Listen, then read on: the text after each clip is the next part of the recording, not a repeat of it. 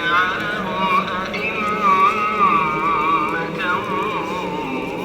ونجعلهم الوارثين ونمكن لهم في الأرض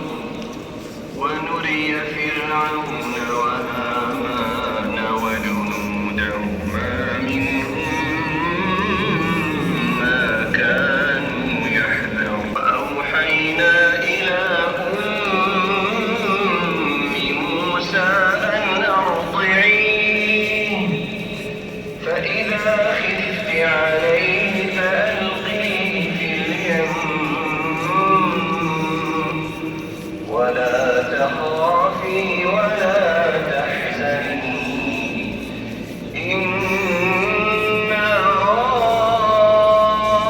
رادوه إليك وجاعلوه من المرسلين فالتقطه آل فرعون